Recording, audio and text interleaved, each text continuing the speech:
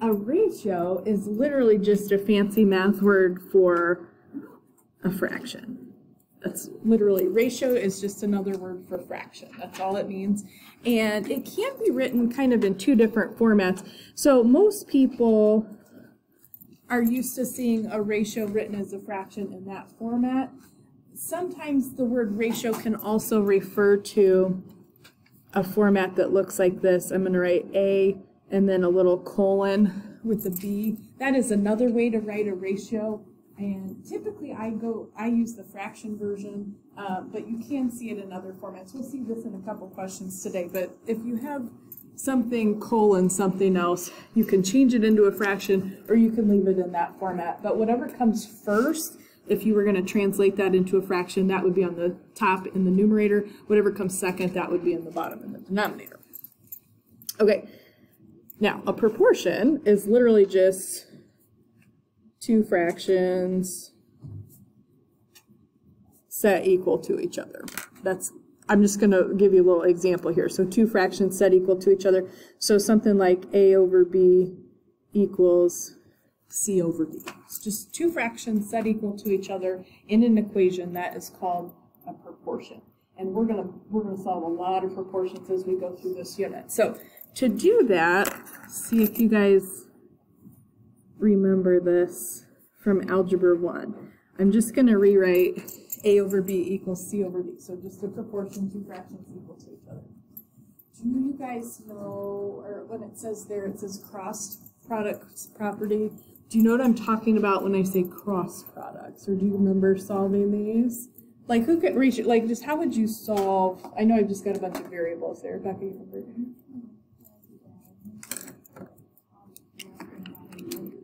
Exactly. Okay, so cross products are diagonal from each other. So like A and D would be cross products in my little example, B and C. Okay, so to solve a proportion, all you're going to do is multiply the cross products. So if I did A times, since I've got letters here, I'm just going to write this out. A times D, that's one set of cross products. B times C, that's the other set. And you just put an equal sign in between. Now, there's multiple different ways you could write this exact same equation, get the same thing. Doesn't matter which letter goes for it. Like if I did B times C equals A times D, or I could flip the letters around or anything like that. As long as you've got the two terms that are diagonal from each other, multiply those together and set an equal sign in between, you're good. There's a bunch of different ways that these could be set up. Okay, so let me just scooch this a little bit so we can see our first example. So just a proportion, two fractions set equal to each other. Yeah. Okay, maybe. I'm sure it'll get more difficult, right? How would I, if I have x over 5 equals 12 over 7, how would I solve that? Like, what would you do?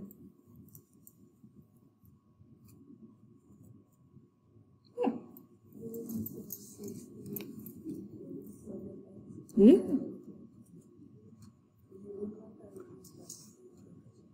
We would do division. Okay, so she's going to get, so 5 times 12 would be 60, right?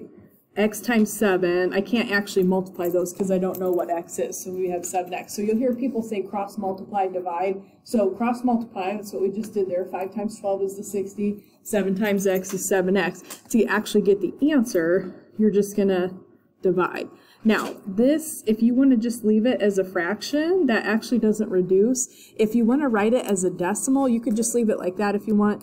60 over 7 as a decimal, I'm going to say approximately equal to, I'm just going to do 2 decimal places. It's about 8.57. If you like the decimal better, if you want to just leave it as a fraction, you are welcome to do that as long as that fraction is reduced. What did it give you on the calculator?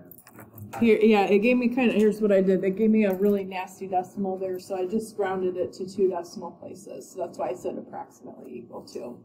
60 over 7, though, would be an exact answer because I'm not rounding anything if I leave it as a fraction. Really good question. Okay, can I do, so like this one has 5x and 8 and 35 and 4. How can I solve that one? Bryn, what do you think?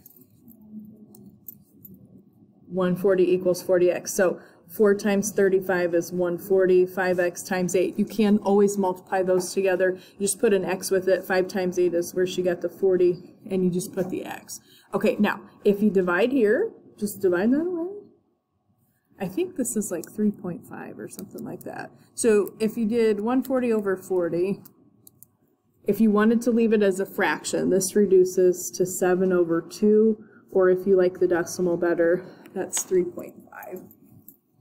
So if you want to leave it as a fraction, just make sure you reduce the fraction. All right, now, these are a little different in example 2 down here. So this one has, if you have plus signs and minus signs, it might change up the process just a little bit. So here I have y plus 3 over 8 equals y over 4. What do you do differently there? You add up the things there and then you will get the 4. Okay, so how would you do this problem? I will add up the y plus 3 get 3y. Oh, I don't think we can multiply them and get 3y, but you can't add a y and a 3 together. Oliver, what do you think?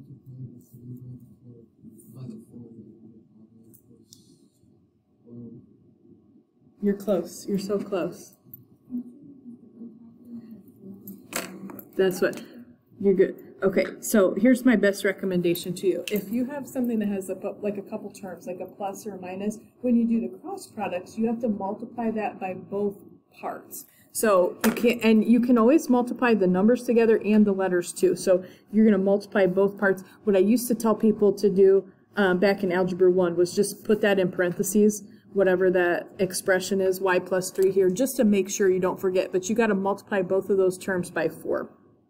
Now the other cross product would just be 8 times y, so 8y, just a little distributive property here. So I'd get 4y plus 12. And you can always multiply, but you can only add or subtract if you have like terms. So I can't add a y and a 3 together, but I can multiply both of those pieces by 4. Okay, now this is completely up to you if it's made. I love to keep my variable positive if I can. So since I got a variable on both sides, what I would recommend there, I would subtract 4y from both sides. I'd end up with 12 equals 4y. And then all you got to do to get your answer there is divide by 4. So y should end up being 3 here. You can plug these back into the original problem to check if you want to make sure that your answer is correct too. So you say for the 1. Yep, okay, so how would you do this one?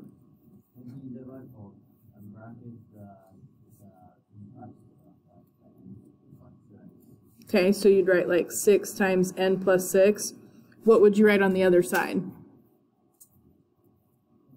What would your other cross product be? ATN. There you go. All right, so then I just do a little distributive property here. So 6n plus 36.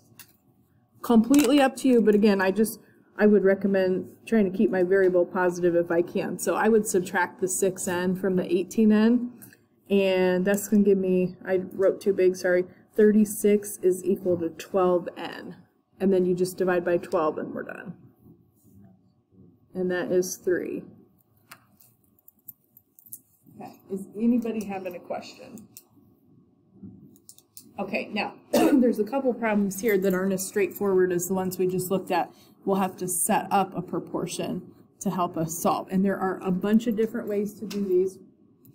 So we're just going to walk through a couple just as some practice. But if you're thinking about this in a little bit different way than what we might write down, that doesn't mean it's wrong as long as your cross products are the same as what we're going to do.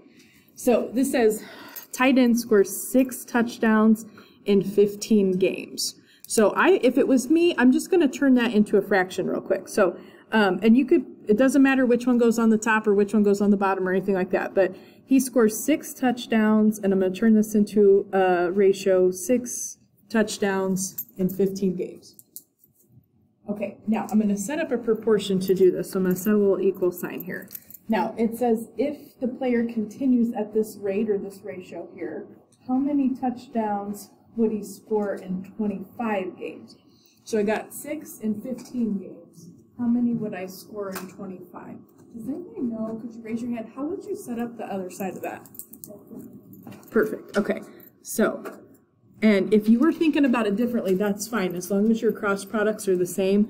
What we just did here, I put the touchdowns both in the top and the games both down in the bottom. Yeah. I put 615, I put the fraction 615 in my calculator and then set out 2/5. Yeah, you could reduce it if you want to. Yeah, if you can reduce the fraction, you're welcome to do that. We should get the same answer either way. You don't have to reduce it. You're just going to cross multiply after that. So if you reduce it, you're going to have something a little bit different than what I'm going to write. But I would do here 25 times 6, 15 times x. This is 150. And then I would just divide that by 15. So that's just going to be 10. And since we're talking about touchdowns here, that's what we would expect. In 25 games, he would have 10 touchdowns. Just a little prediction there. Now, if you set it up differently, like I said, as long as your cross products are the same as mine, you're good. There's different ways you can set these problems up and still get them correct. Okay, now I put this one on here because these trip people up a little bit. This is really not bad, but it's 2 problems in one. So it says architect makes a scale drawing, so like a blueprint of a floor plan of a home, and it gives you the scale, which we're going to set up into a fraction or a ratio here. So the scale on the blueprint, every 2 inches would represent 3 feet in real life. Right, so I'm just going to write, and you don't have to label it, but I'm going to go ahead on mine, 2 inches for every 3 feet. Okay, now it says, what would the dimensions of a 14-foot by 10-foot bedroom be on the scale drawing? So in the blueprint, so the real life room is 14 feet by 10 feet. What would it be in the scale drawing? Okay, when you do this, we just have to do 2 separate problems. One for the 14-foot side of the room and one for the 10-foot side of the room, but it would be set up almost identical. So I'm going to match up the same units here. So I don't know what the side would be in the scale drawing. One of the sides of the room is 14 feet. So I just match feet up with feet. We'll match inches up with inches. To get the other side of the room, same scale, 2 inches to 3 feet. And I'll just use a different letter, so I'm not using the same letter. I'll just use Y. But the other side of the bedroom is 10 feet. So in real life, 14 feet by 10 feet. And we're just going to solve each of these real quick to get what it would be in real life. 3 feet technically 36 inches. So what? You could convert that to inches if you wanted to, but you don't have to. It comes up to be 18. I don't know about that. Let me cross. Oh, so if I do this, 2 times 14 is going to give me 28, and 3 times x would just give me 3x. So I would, and this is not a nice number, so I'm just going to lay my calculator so you guys can see. But if I do 28 divided by 3, it's going to be 9.3 repeating. That would be inches there. If I converted that to feet, I'd have to divide that by 12, but I think I'm just going to go ahead and leave it in inches. So 9.3 repeating. Does anybody know what 0.3 repeating is as a fraction? 1/3, perfect. If you want, that's a common. So 9 1/3 inches would be there. Now the other side of the bedroom, we literally, it's just the same cross products. We're just doing the 10-foot instead of the 14-foot. So this would be 10 times 2, which is 20. And then I just used a different letter because I was talking about a different side of the room. So if I do that, this is not a nice number either. So if I do 20 divided by 3, I'm going to get 6.6 repeating. Does anybody know what 0.6 repeating is as a fraction? 2/3, yes. All right, so 6 2/3 inches. So the dimensions of the room, 9 1/3, 6 2/3 inches would be the dimensions on the blueprint or the scale drawing. Is anybody having a question so far? Okay. Now the next 2 problems, and then we'll do a little bit of a different skill. The next 2 problems are ratios that are written in that format with the colon I was showing you on the front. And you'll notice I'll have 3 different numbers that are related here. And I have 2 different problems. One has a picture, one doesn't. So the first one on the back here just says the ratio of the measures of the sides. Okay, so if you're talking about sides in a problem, they have to give you a perimeter if you're going to do a problem like this. Okay, so ratio of the measure of the sides of a triangle, 3 to 5 to 6. So it's not saying the sides are 3, 5, and 6. It's saying that's the relationship between them. And it says the perimeter is 98. Find the measure of each side. Literally, anytime you do a problem like this, all you're going to do, and it's not hard, you're just going to attach whatever variable. I usually just use x. Just attach a variable to each of those numbers. So I just, in the drawing, there's a 3x, 5x, 6x. This is probably not drawn to scale. It was just a rough picture. So 3x, 5x, 6x, and I know the perimeter is 98. So that means if I add up the three sides, it has to equal 98. So I'm just going to do 3x, 5x, 6x, and then set that equal to 98. That x represents the relationship between the sides. So these are all like terms, 3, 5, and 6. If you add those guys up, you get 14x. And we'll just divide by 14, and then we'll get our relationship here. And x should be 7 there. Okay, now the question does say find the measure of each side of the triangle. So all I'm going to do is just plug 7 into each of those little bitty expressions. So just going to multiply, like 3 times 7 is 21, 5 times 7 is 35, and 6 times 7 is 42. So those would be my 3 sides. Does anybody have any questions? Okay, similar problem. I do not have a picture, so I'm going to sketch a little picture here. Okay, it says the ratio of the measures of 3 interior angles of a triangle are 5 to 7 to 8 is how you would read that. This is not to scale, I promise. I'm just drawing us a reference. So not the sides here, the angle measures. If you get a problem like this, just attach the same variable to each one of those numbers. So I've got 5, 7, and 8. And so in my drawing, I'm just going to label each of the angles. I'm going to do one with 5x, one with 7x, and one with 8x. Now the difference between this problem and the last problem told me, here's the perimeter, right? It was 98. This one doesn't say anything to me about a perimeter. It just says these are the inside angles of a triangle. So like, how would I figure out x?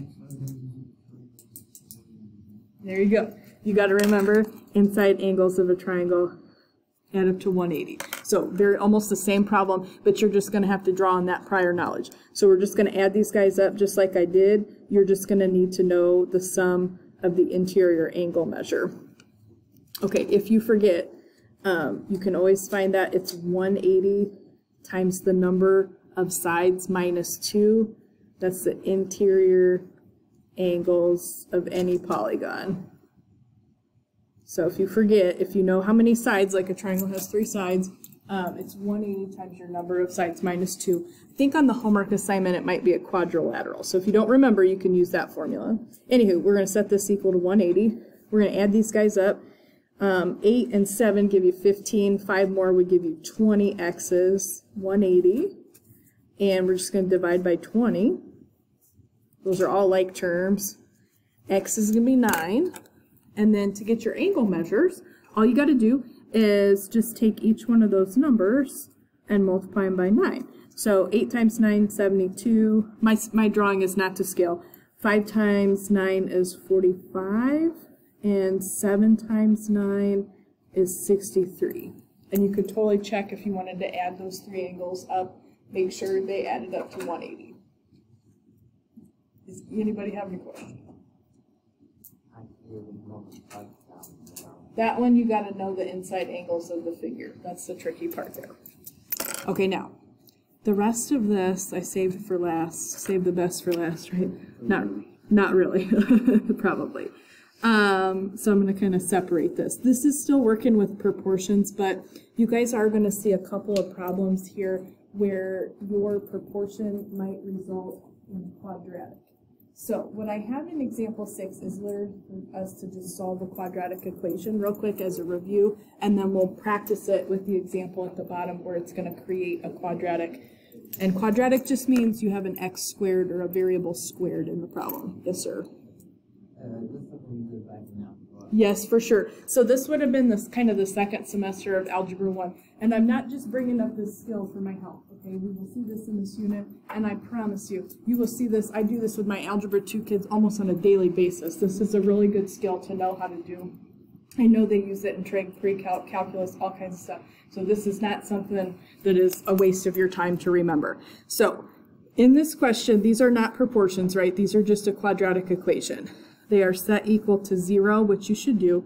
You can't just get x by itself in this situation. You've got a term that has an x squared and an x, and we cannot put those together because they're not like terms. So there's different methods for solving this. We're going to have you guys review how to do factoring, which is one of the methods. So I'm only going to give you questions that you can factor.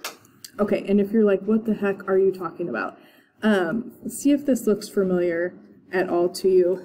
You would take that quadratic, and I'm going to rewrite it as two little sets of parentheses multiplied together to give me that back. All right, and I don't know how your teacher taught it, so I'm going to show you how I do it. Whatever your first term is, this is just x squared, right? You just drop the squared, and you put that at the very beginning of each of the factors. And I promise you, as long as it's factorable, this will work every time. All right, you are going to find two numbers here because we got to fill in one for each of these factors. I'm going to multiply the two numbers, and they're going to give me the number on the end, the plain number, which is, if you're looking at this bx squared plus bx plus c for the general form, this is the constant term, or it's c in that format. So multiply to get 12 for this problem, add to get what we call the b value, which is whatever's in front of the x, so it's the middle term. So -8. So I'm going to find, because I got two factors, I got to find two numbers. These two numbers, if I multiply them together, I will get 12. And the same two numbers, if I add them together, it will give me -8. There are only two numbers that will fit both of these requirements. So if you're like, okay, whatever, here's what I do. If you're not sure, multiply to get 12. So I will literally just write out any numbers I can think of that multiply to give me 12. So like 1 and 12, 2 and 6, 3 and 4. Now this one's a little tricky.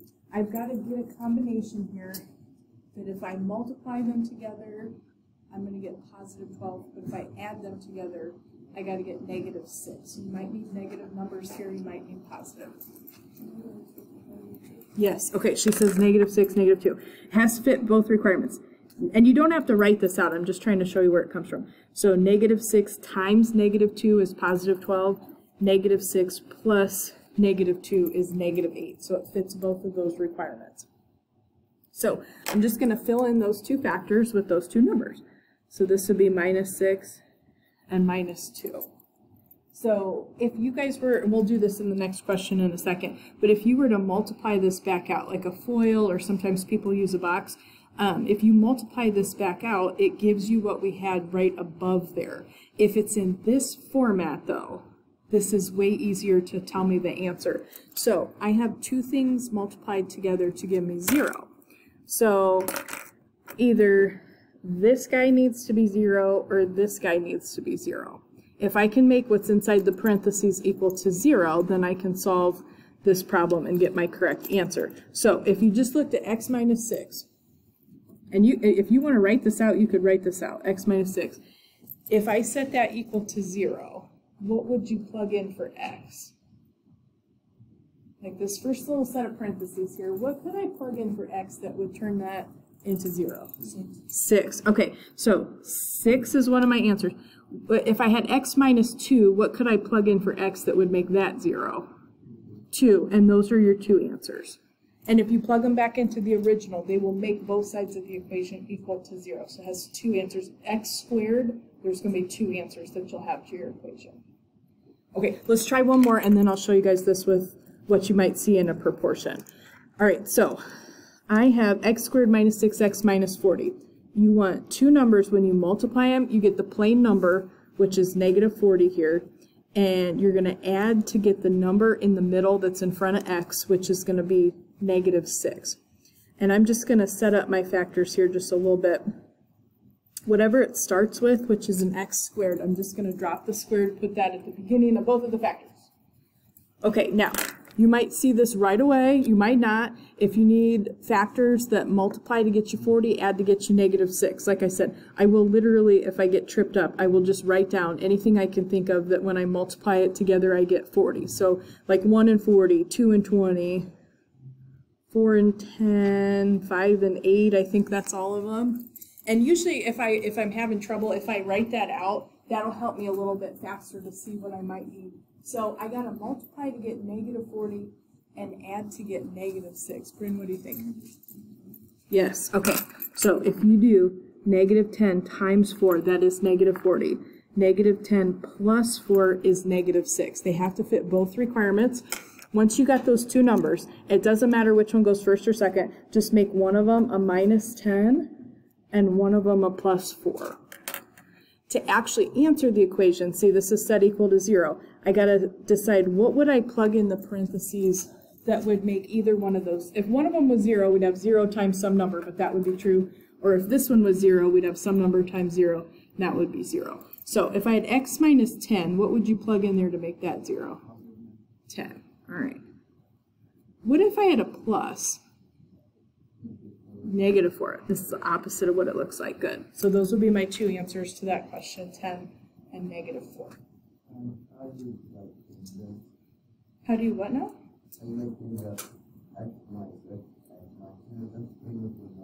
Yeah, so that's how I'm filling in those two numbers. So multiply here to get -40. That was okay. Let me show you guys this. If I FOIL this back out, right? You don't. Okay, I have this already. If I put it in this format, it's easier to see the answers. If you were to multiply that back out, x times x give you x squared. X times 4 gives you plus 4x, right? Then I do -10 times x, so -10x. -10 times 4 is -40. That's why it's multiply to get the number on the end, which was -40, add to get the number in the middle. If I combine these together, that gives me back the -6x that I had up there at the top. You don't have to FOIL that out. That's the factored form is just a version of the same thing.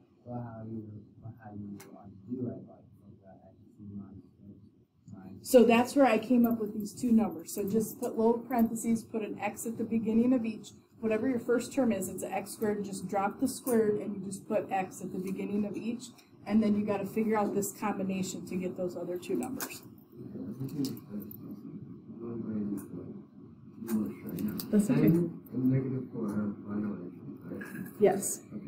They're the opposites of what the factors are, because you're trying to set it equal to 0. Good question. Okay, now here's an actual proportion that you're going to have to see this with. All right, so the cross products here, when you do this, you're going to end up with a quadratic. When I have the letter k here, so k plus 3 times k minus 2. Oops, sorry.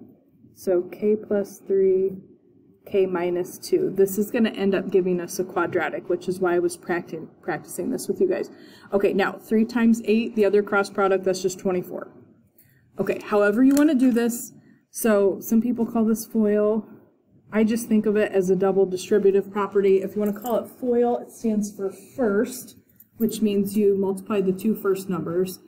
The O stands for outside, so it's the first one here, last one here. Inside, the two inside numbers, which is the I, and last for L is the two last numbers. Okay, I do not think about it that way. I just say, okay, I got to multiply k by both of the terms here, and then I got to multiply 3 by both of the terms here, however you want to do that. What's going to happen here when you do k times k, that becomes k squared. That's going to be the quadratic. K times -2, -2k. Then I'm going to multiply both guys by 3. So it's going to be plus 3k, and 3 times -2 is -6. Now, not always, but most of the time you can combine some like terms here. So -2k and 3k, we can put those together. That would give us positive 1k. And anytime you're going to try to solve a quadratic, which is what we're going to try to do here, we're going to set this equal to 0. So that 24, that other cross product, I am going to subtract that to the side with all the other terms I've got there to set this equal to 0. So it's going to be k squared plus k minus 30. equals 0. All right, we're going to get two answers here. So to set up my factors, I'm just going to do two little sets of parentheses. And whatever my first term is, it's a k. If you want to use an x, that's totally fine. But I'm just going to put that first term, drop the squared at the beginning of each of those factors. And then to fill them in, I got to have two numbers multiply to get that plain number on the end, which is negative 30, and add to get the number in the middle. Now, in the middle here, I just have k, but it's positive k. So I'm going to look for two numbers. When I multiply them, they would give me negative 30, but if I add these two numbers together, I would get 1.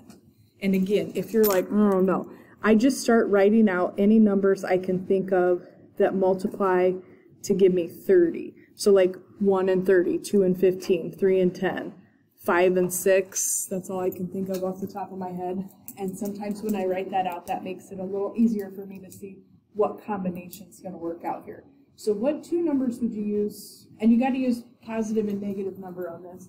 I'm going to multiply to get negative 30, but add to get positive 1. Yes, okay. So one of these is a negative 5.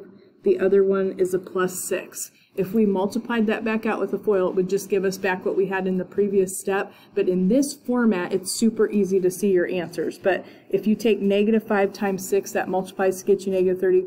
Negative 5 plus 6 gets you 1. Your actual answers are going to be what sets this equal to 0. So k minus 5, if I plugged in positive 5, that would make that 0. K plus 6, if we plugged in a negative 6 in that little set of parentheses, that would make it 0. So that's going to be my two answers. Okay, and we're just going to try one more together because I know this is tricky and you guys haven't done this in a long time. All right, so here's my cross products, right? And it's going to result in me having to do a FOIL. So I've got an x plus 5, and that's diagonal from that x minus 2. I just put both of them in parentheses. Your other cross product here is just going to be 5 times 6, so that's actually just 30. So to do my FOIL here, or I just, like I said, I think of it as a double distributive property. So x times both of these guys, 5 times both of these guys. X times x is x squared, x times negative 2 is negative 2x. 5 times x is 5x, and 5 times negative 2 is negative 10. And then I'm just bringing down the 30. Most of the time, you can combine some like terms here. So if I've got negative 2x and I get 5x with that, that's going to give me 3x's. And beyond that point, what I want to do is set this equal to 0 so I can solve this quadratic. So I'm going to subtract the 30. And I'm going to have x squared plus 3x minus 40 there. Negative 10 minus 30 equals 0. Okay, so to factor this, which will help us answer it way faster, I'm just going to take that first term, which is x squared, drop the squared, and put that at the beginning of each of the factors. Okay, now all I got to do, I got to find two numbers.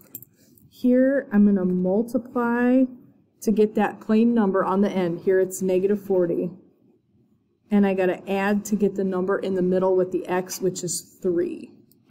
Can we think of two numbers? If we multiply them, we get negative 40. And the same two numbers, if I added them, I would get 3. Perfect. Okay. So if you do 8 times negative 5, that's negative 40. 8 plus a negative 5 is positive 3. So just make one of them a plus 8 and the other factor minus 5. That's the factored form. If we were to FOIL that back out, it would just give us what we had in the previous step. But it's easier for me to see my answers in this format. So what I would plug in to set the little parenthesis equal to 0. X plus 8, if we plugged in negative 8, that would answer the question. X minus 5, if I plugged in positive 5, that would answer the question. So I know that's a lot of work. It's not too bad to do. I think I have 3 questions like this on the homework assignment for this evening to have you guys practice with. And if you need any help, I will be happy to help you with it. Is anybody having a question?